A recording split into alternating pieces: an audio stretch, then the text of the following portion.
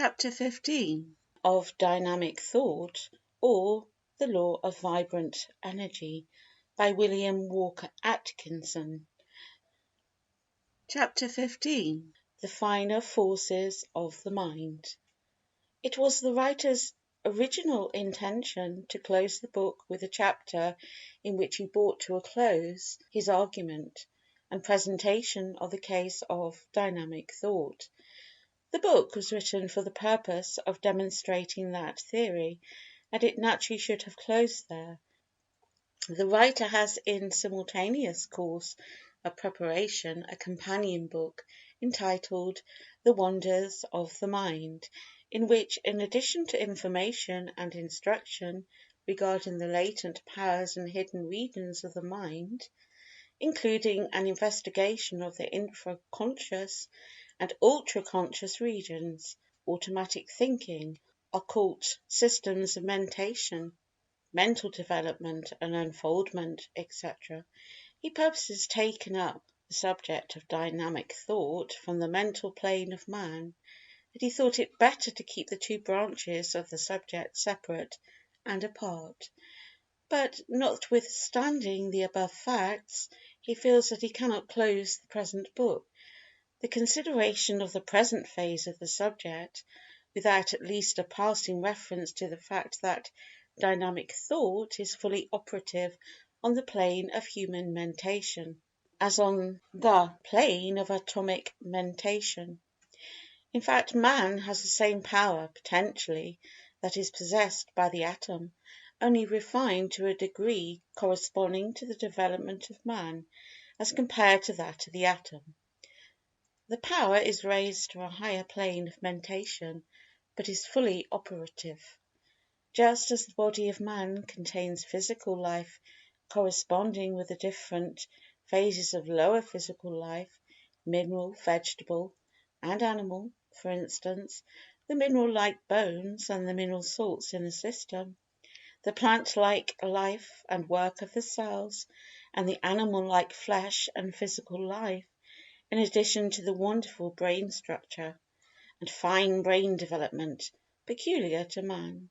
So has man the lower mental qualities of the lower life, in addition to his glorious human consciousness that is reserved to the highest form of life on the globe. In his mental regions, man has the power of the atom of attracting articles of substance to him, that he may combine it with other substances in building up his body. Then he has the plant-like cell mentation, that does the building up work and repairs wounds and damaged parts, etc. Then he has the animal mentation, evidencing in the passions, desires, and emotions of the purely animal nature, and which mentation, by the way, keeps man busy in controlling by means of his higher mental faculties, that are God's gift to man, and are not possessed by the animals. But all this will form part of the sequel, The Wonders of the Mind, and are merely mentioned here in passing. And just as man is enabled to use elementary, the physical qualities that he finds in his body, and to turn same to good account in living his human life, so does man, consciously or unconsciously, make use of these elementary mental powers in his everyday mental life. And if he but realizes what a conscious use of these faculties, guided by the human will do, many may become a different order of being. This is the basis of the occult teachings, and the mysteries of the ancients, as well as the teachings of the modern secret esoteric bodies and societies such as the Rosicrucians and Hermetic Brotherhood, and several other societies whose names are not known. The real societies are referred to, not the brazen imitations that unscrupulous men are holding out to the public as the original orders, membership being offered and urged for the consideration of a few dollars. It is needless to say that membership in the real occult orders is never urged and cannot be bought. But to return to the subject. The individual mind of man is in direct touch not only with the great cosmic mind, but also with the individual mind of every other man. Just as the particles are bound by lines of attraction, so are the minds of men bound together by lines of mind, or mental filaments; and just as special forms of attraction exist between the particles, so do special forms of attraction exist between men. And just as particles are influenced at the distance by other particles, so are men influenced at the distance by other men. And just as the particle draws toward itself that which it desires, so do men draw toward themselves that which they desire. And just as mental states and excitement are transmitted or communicated from particle to particle, so are mental states or excitement transmitted or communicated from men to men. As above so below, as below so above, says the old occult maxim, and it may be found to operate on every plane. The phenomena of thought, transference, telepathy, telesthesia, mental projection, suggestion, hypnotism, mesmerism, etc., etc., may be explained and understood by reason of an acquaintance with the theory of dynamic thought, as explained in this book. An understanding of one gives you the key to the other, for the law operates precisely the same on each particular plane. If the reader will think over this statement and then apply it to his investigations and experiments, he will find that he has the key to many mysteries, the loose end of a mighty ball of thread which he may unwind at his leisure. Let us begin by a consideration of the process of thought production in the human mind. In this way we may arrive at a clearer idea of the mental phenomena known as thought force, mental power, thought waves, thought vibrations, mind transference, mental influence, etc. To understand these things we must begin by understanding the process of thought production. Here is found the secret of the phenomena named, and much more. In the first place, while the brain is the organ of the mind, the instrument that the mind uses in producing thought, still the brain does not do the thinking, nor is the brain matter visible to the eye, the material instrument of thinking. The brain, and other portions of the nervous systems, including the little brains, or ganglia, found in various parts of the body, is composed of a certain substance, a fine form of plasm, which, however, is but the groundwork or foundation for finer forms of substance used in the production of thought. Science has not discovered this finer substance, for it is not visible to the eye or to the finest instruments, but trained oculists know that it exists. This finer substance escapes the scalpel and microscope of the biologists and anatomists, and consequently their search for mind in the brain is futile. There is something more than tissue to be irritated in the brain, but remember that this something more is still substance, and not mind itself. Thought is a form of excitement in this fine brain substance, which we may as well call psychoplasm, from the two Greek words meaning the mind and a mould or matrix, respectively, the combined word meaning the mould or matrix of mind, in other words, the material substance used by the mind in which to cast or mould thoughts. This excitement in the psychoplasm manifests in vibrations of its particles, for, like all substances, it has particles. All scientists agree that in the process of thinking there is an expenditure of energy, and a using up of material substance. Just how this is effected they do not know, but their experiments have known that there is energy manifested and used, and also substance consumed. The secret of the production of thought does not lie in the brain or nervous system, which are but the material substratum upon which the mind works, and which it uses as a mould or matrix for the production of thought. Thought is the product of mind directing force upon substance in the shape of psychoplasm, and energy is manifested in the production of thought just as much as in the operation of the law of attraction or chemical action. What force and energy, may be asked? The answer is mental force.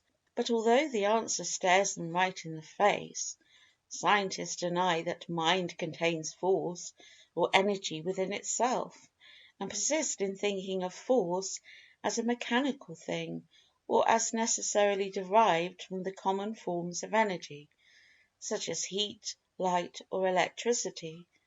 They ignore the fact that mind has a minor force, which it uses to perform its work.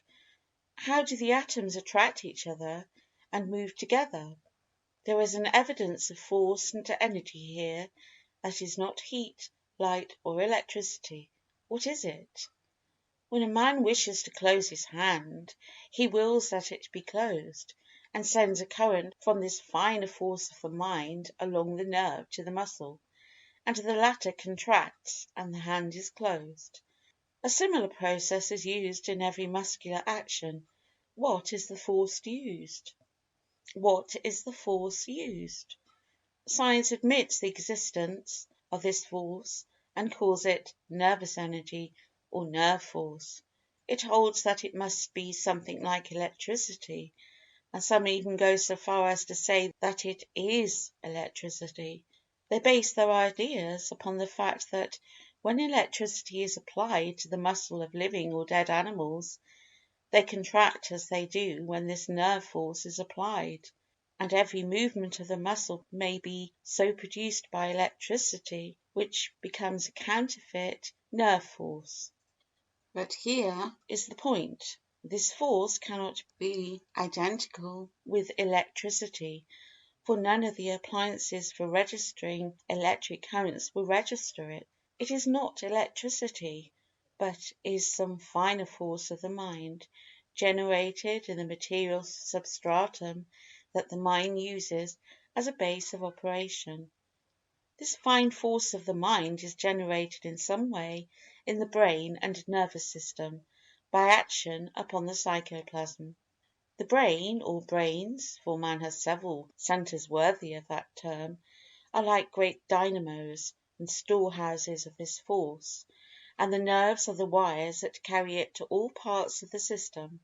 More than this, the nerves have been found to be generators of force also as well as the brain. Experiments have shown that the supply of force in a nerve vanishes when the nerve is used, in which case it draws upon the storehouses for an additional supply. This fine force of the mind is really the source of all energy, for as we have shown in previous chapters, all motion arises from mental action, and this form of force or energy is the primal force or energy produced by the mind. And this force is in operation in all forms of life, from the atom to the man. And not only may it be used by the particle, but man also has it at his disposal.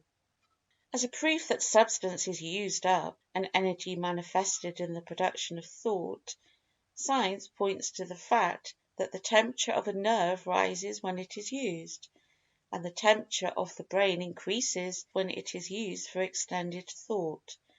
Scientists have claimed, and advanced a mass of proof to back up the same, that thought was as much a form of energy as was the pulling of a train of cars, and was attended by the production of a definite amount of heat, resulting from the activity of the fine substance of the physical extended resistant and composite substratum. But science has taken all this to mean that thought and mind were purely material things and properties of matter.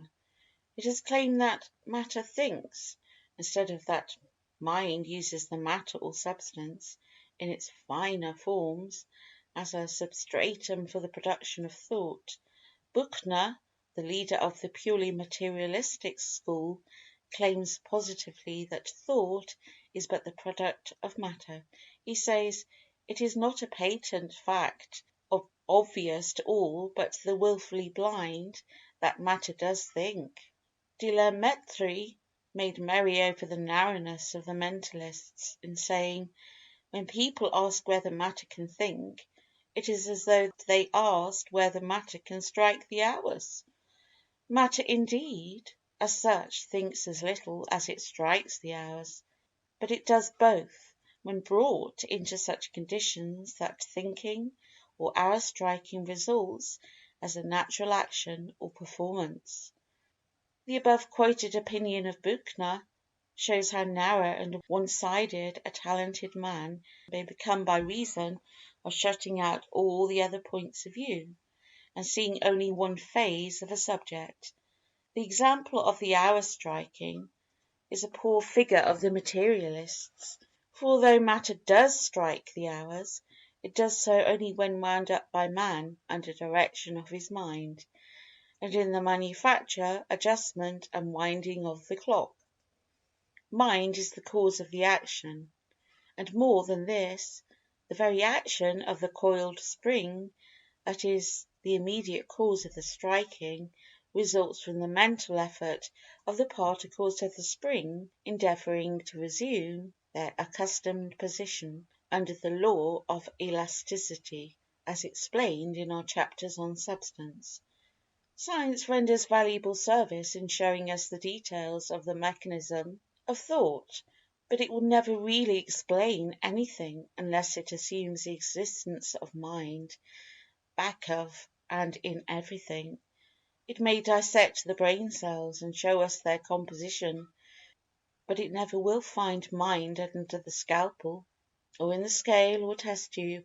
Not only is this true, but it cannot even discover the fine psychoplasm which is used in the production of mind. But we may make use of its investigations regarding the matter activity of brain substance in the process of thought, and by combining them with our belief regarding the existence of mind, we may form a complete chain of reasoning, without any missing links, these missing links appearing both in the case of the no-mind philosophers and the no-matter metaphysicians. This theory of mind and substance considered as the two aspects of something higher, from which both have originated or emanated, will come to be regarded as the only thinkable proposition in the end, and with this idea in view we may use the facts and experiments of the materialists while smiling at their theories, and, with but a slight change of words, we may turn against them their own verbal batteries. In this way we may take Molescott's famous statement, "Thought is but a motion of matter," and render it intelligible by making it read as follows: "Thought produces motion in matter." This finer force of the mind is in full evidence to those who look for it, and although it may not be registered by the scales or instruments designed to register the coarser grades of force, still it is registered in the minds of men and women, and in the actions resulting from their thoughts. These living registers of the force respond readily to it, and every one of us is such a register. Just as is the force a much higher grade of energy than the forms usually considered as comprising the entire range of energy, so are the instruments required for its registration much higher than those used to determine the degrees of heat, light, electricity, and magnetism. It may be that the future will give us instruments adapted for the purpose. In fact, it begins to look even now as if the same were forthcoming. But whether we have such mechanical instruments or not, the living instruments give us a sufficient proof of the existence of the force and its operation. Well, the writer still finds himself unable to bring the book to a close. He added this chapter to show that the property of dynamic thought extended to the highest development of mind, as well as abiding in the lowest. And now that he has ventured upon the subject, he finds himself impelled to give you a few instances of the workings and operations of that law in the case of human mental life. And this means one more chapter, but only one, remember. The book must come to an end sometime, remember, and so we will pass over into another chapter, which will be entitled Thought in Action. End of chapter 15.